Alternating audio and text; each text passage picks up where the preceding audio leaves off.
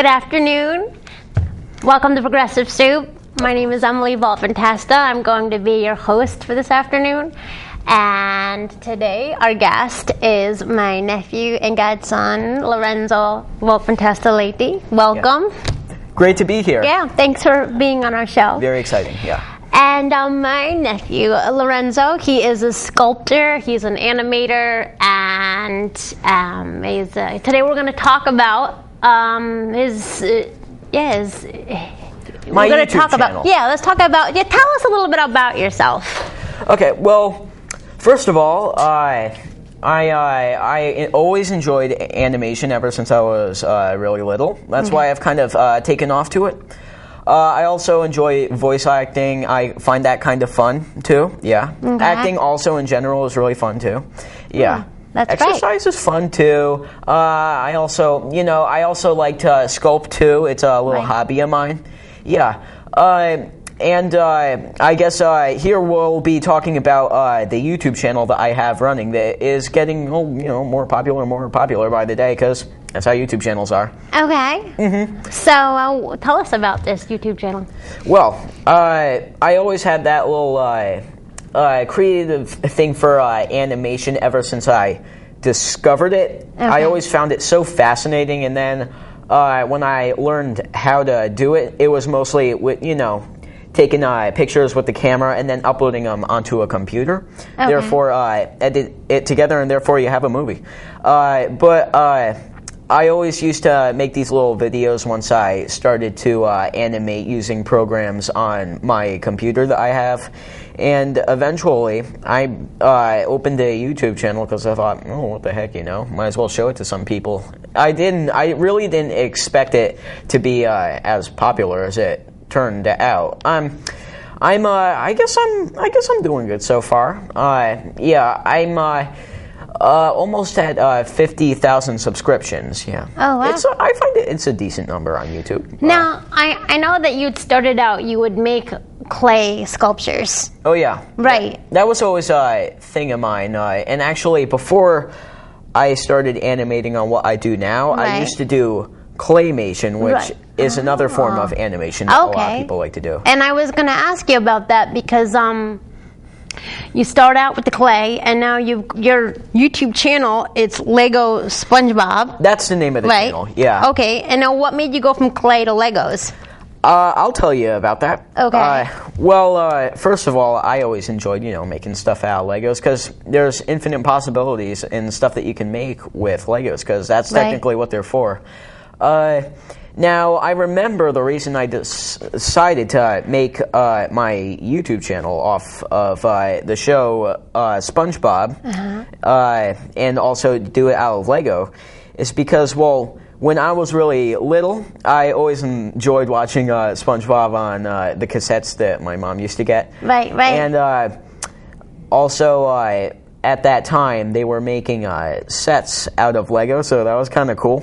I kind of collected all the sets. Okay. So at that point, I was having lots of fun and stuff. But since I was taking up animation at that time, and I technically memorized a lot of episodes of the show, and also I had all the sets, I thought, why not make a video from an original script, so it would be like an imitation, but in a form of Lego and possibly animation. Interesting. So yeah, when I started that, I kind of had a whole setup to make it look like, the neighborhood and the world we've come to know within the show itself. And so I kind of remade it, but in Lego, of course.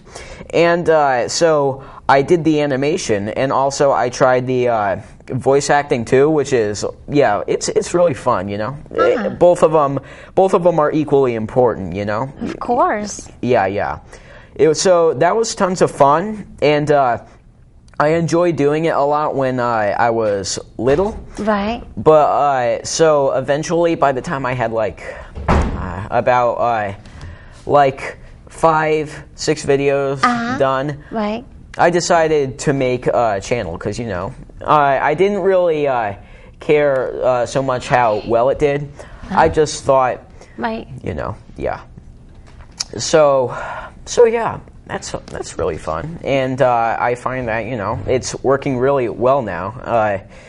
I made a first strand of videos, and they went on YouTube, and then eventually I made a schedule for how many days I would post a video a week, because I find that the discipline and the schedule, it makes it easier to make videos altogether, because that way you'll kind of be, you'll have more of a, it will be more assorted, and therefore your audience will know exactly what to expect and when to expect it. I don't exactly have a time, but I have a day, of course. Right. Yes. So that's pretty cool. Yeah. Now, do you see yourself staying strictly in Legos? Or do you ever see yourself going into claymation? Is one more labor-intensive than the other, or is there a difference? Well, I have to admit, claymation is easier because, really? Legos, of course, are very stiff, yet they still have the useful movement to make it come to life, though. Okay. So, and also, Lego animation has become quite popular over the years because, so many Lego sets are coming out, and there's so much that you can do with it. And, one of them, bringing it to life and with animation. Right. Yeah. So yeah, that's a pretty nice aspiration, I'd say. I guess I would stick with the Lego animation, of course. Yeah.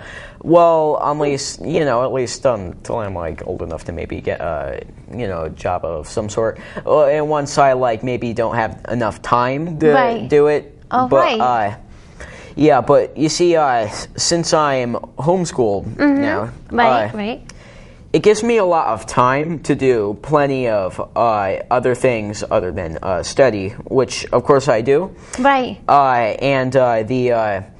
Therefore, I have plenty of time to make a video and get it to YouTube. And I also have my own little space that I keep nice and strict, ready for animation. Which, what do you keep ready? I'm sorry, you have a what you keep ready? A station for animation, yeah. Right. And it works out quite well, yeah. What did you think of the SpongeBob movie? I know recently they came out with one. There's actually, there's two of them. Okay. Was it Lego or was it wasn't animated? Lego. Okay. It was animated. You know how the show And what did you think? Well, the first one that came out in 2005, that one was really, really good. Okay. I enjoyed it a lot. And the second one came out recently, and I really didn't like it at all. Yeah. Why? It just really wasn't good. The writing wasn't good. Some of the humor too, and also the storyline wasn't good. Also, the show isn't what it used to be exactly, but it's still all right, and I tend to watch it sometime. I enjoy some of the older material more, which is kind of what I do on my channel. I repeat some of the older script lines and stories too. And are the writers the same? I mean, do you know why it's changed it? I'm not exactly so sure about that. I don't really know exactly if any of the writers have left or if they changed some or whatnot. But they've done a lot of their ideas, and I guess they're just mustering up what they can and then getting it on any of the broadcast channels that they put it on, or any of the or on demand, of course, too. Yeah. Now, when you write your own scripts, I mean, it seems to me that you do write your own storylines. Most of the material I do is based off of the original script made by the original writers, but I do make up my own script at times. If I kind of log out of the story, I will make something up to make it make more sense, or have it be in its own way as a little YouTube show. Yeah. So what do you mean log out? What do you mean by that? Well, I log out of the story at times. I'm doing one of the storylines are a bit longer than others, because there are storylines that are longer than other ones. Okay. So I will make it into a 2-part video. A lot of people do that, 2-part videos. Yeah. It works. It works. And you know, also that it's less work. And also, I still have to kind of figure out how to get longer videos on YouTube because it is a little bit. Sometimes there are limitations on the YouTube how long the video you can post. Right. But I don't think it's too hard to change that though. But yeah, I'm definitely working on that. And as a matter of fact, I'm also working on another video right now, kind of. Well, not right now, but it's going to be in production very, very soon. A YouTube, a show? Another video. Oh, okay, or a music video, or just the show that you do. You're making a new show. Mm-hmm. Okay. I do music videos sometimes. And how long from the start of production to the end? How long does it take you to make an episode? I'm not exactly sure. All I know is it takes quite a while. I'd say maybe for like to get. For example, how about like saying to get 5 minutes of footage down, it would take for me it would take at least like 4 to 5, maybe 6 hours. Yeah, it takes a while. Right, yeah. Right. And to make the voice acting recording it takes about an hour. It's obviously not as hard because you know it can be worked way faster, but yeah, animation is quite a long process, and that's how it is. But it really does pay off in itself, right? Yeah. Now, you've watched the old Disney movies, you know, growing up. We had. Oh yeah. So, how does old animation compare to new animation? Oh, I mean, for you anyway, when you watch a new animated movie like SpongeBob compared to Lady and the Tramp. Yeah. Well. What do you prefer, the old style animation or? Well, obviously they use the same. They have the sketches, and instead of the more of the slick and the more slick animation that is used often now for cartoonish movies, because it's cheaper and also it looks kind of nice. Oh, really? How is it cheaper? I'm not exactly sure. All I know is it's easier to just digitally design everything than draw it all down. I'm sure. A lot of shows have done that now, and it's not as like creditable, but it's still all right. And SpongeBob the show itself, it hasn't really done that. It still sticks with the sketches. However, they did make the digital animation small part in their newest movie that came out. So yeah, I guess that was kind of like a new feel to some of the fans. Some people didn't really like it, but I'm sure a crowd did like it. A great crowd, yeah. Mm-hmm. Now, you were mentioning that this has become profitable for you. Would you like to tell our audience about how that's developed? Yeah. I'd say, YouTube, there is a way to make profit off of YouTube. Right. It's a lot of, some of the more popular channels, they do it. Monetizing, right? Monetizing videos will allow ads to be put on your videos by all sorts of advertisements all over the web or on television or YouTube.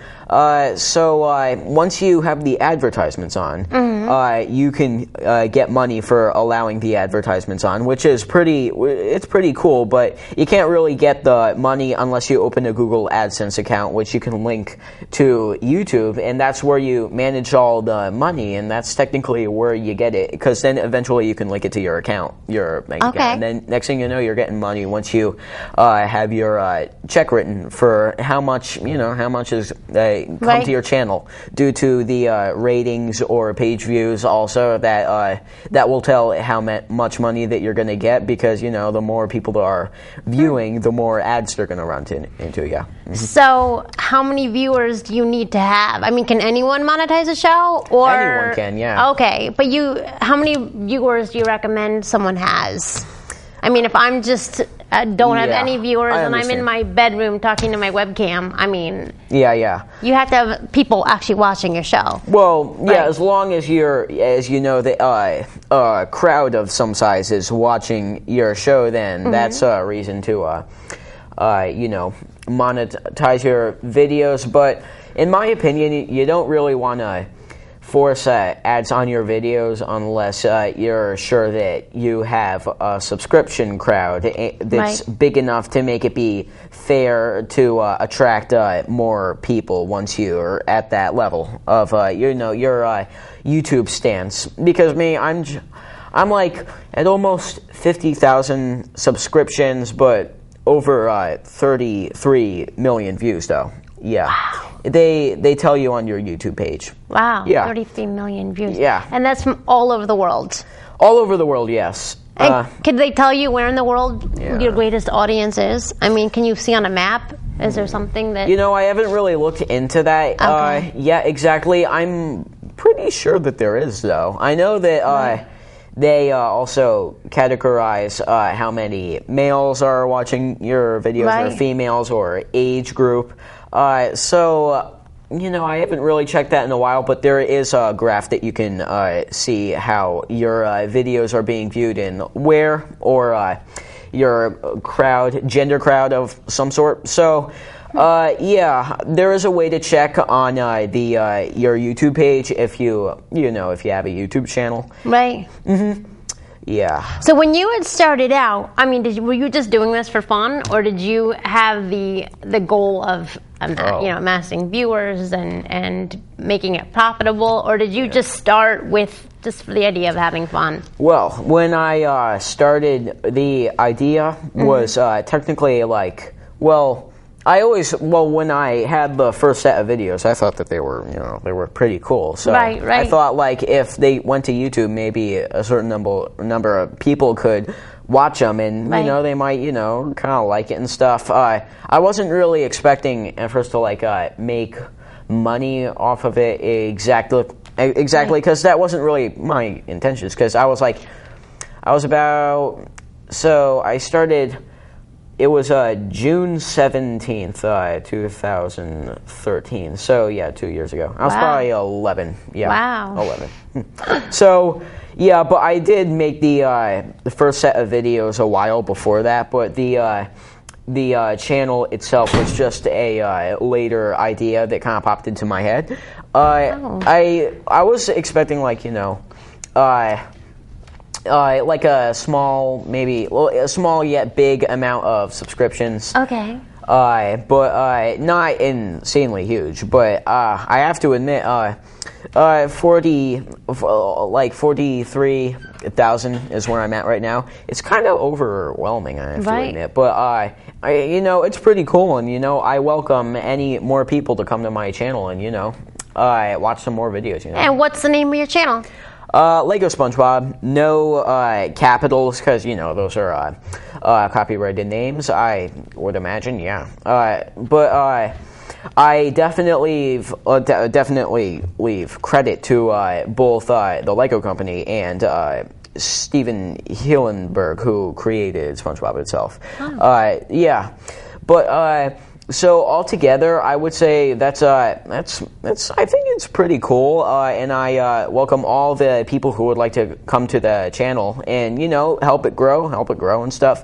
Right. And I'm also thinking of making a new channel soon. Oh wow! Yeah, really, that's interesting. Based off of another show that already has its own crowd in a way on television. Okay. And maybe bring it into the Lego animation stage. Interesting. I might even get some more people to help me do the voice acting too. That would be pretty cool. I would have to get some more Legos, of course, and supplies and stuff to make the videos nice. Yeah.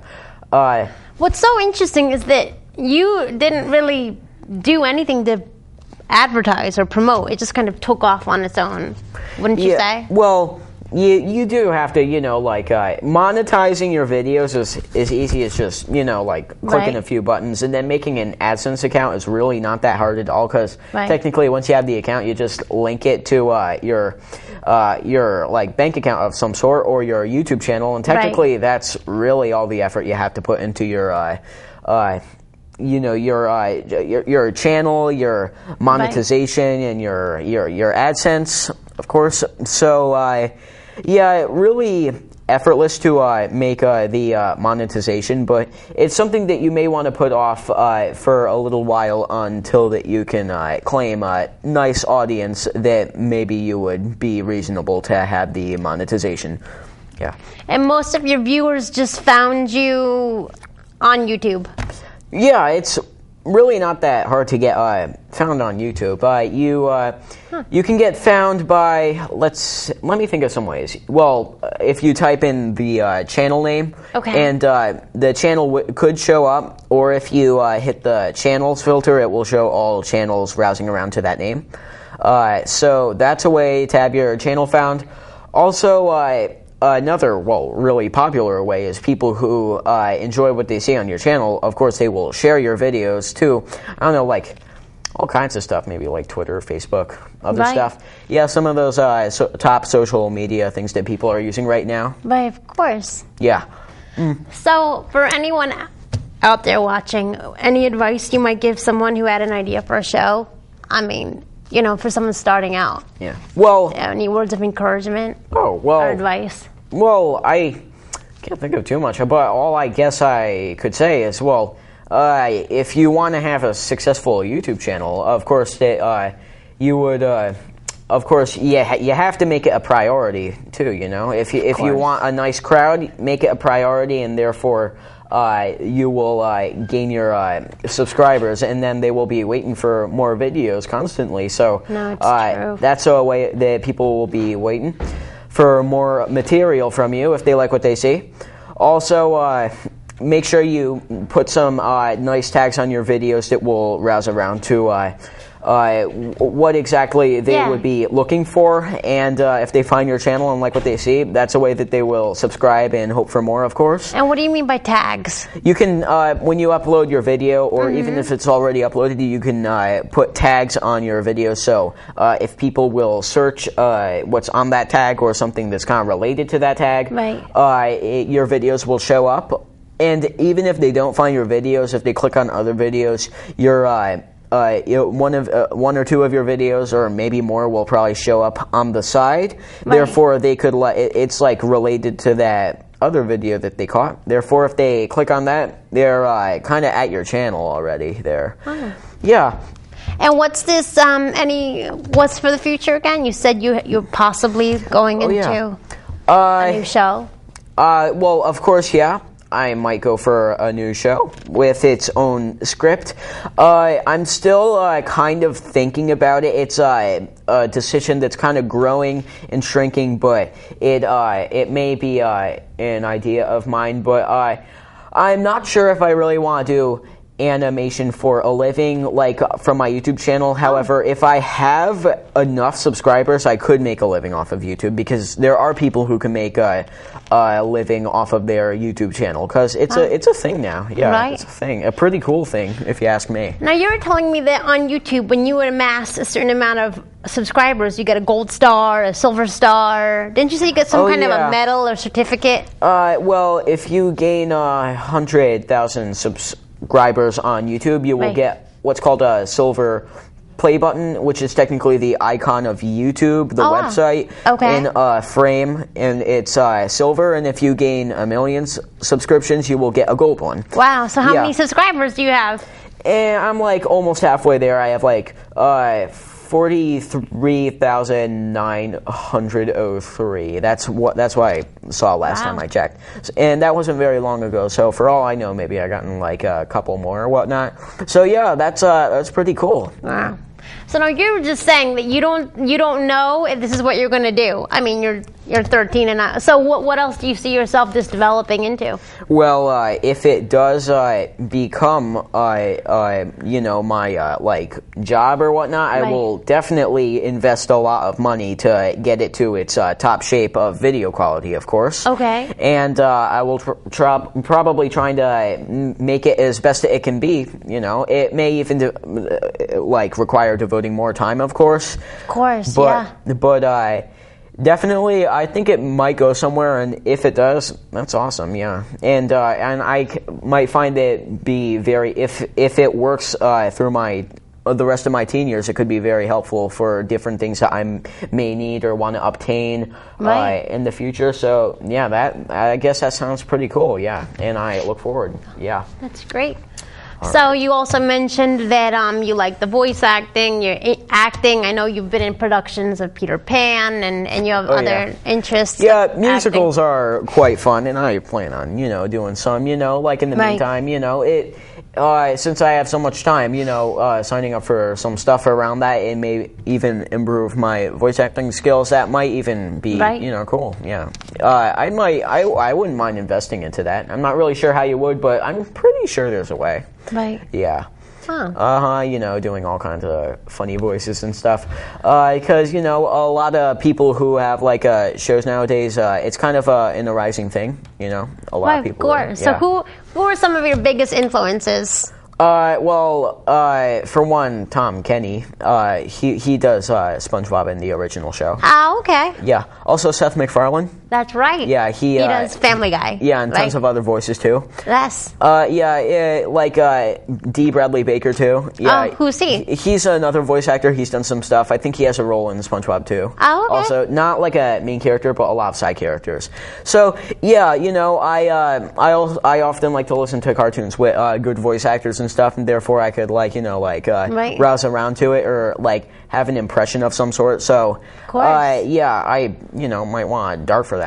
Well, Mel Blanc, he did all the voices for Bugs Bunny, Elmer Fudd. Man of 1,000 voices. Right, exactly. Yeah. That could be quite a prolific career. Yeah. Going into voiceover acting. Yeah. I think our producer actually he does voiceover acting. Oh, really? Yeah, you could make a demo and send it out to. That could be another career right there. Oh, sweet. Yeah. Sweet. Yeah. All right. So, any last words? I guess not exactly. Well, all I can say is I really hope that this YouTube channel takes off and maybe hits its highest note, and I hope it can really help me during the future. And I guess I really hope for the best of it. Yeah. No, of course. I think it's very inspiring to for young people today to think that. Anything can be accomplished if you put your mind to it. It's true. I definitely agree with that. And I think you're just an inspiration for us all. And I wouldn't be here without you. I wouldn't be right here without you. Well, thank you. Yeah. I just want to share with everyone that we can make a difference at whatever age that we are, and you shouldn't let your age deter you, whether you think you're too old, too young, or not. Anyway, I just want to say thank you so much for coming on our show. Again, my name is Emily Volpintesta, and our guest, Lorenzo Volpintesta Leite. Thank you again for coming on our show. It's been a pleasure. And join us for next time, and we're going to continue our discussion. All right. Thank you. Right. So thank you. Have a good day.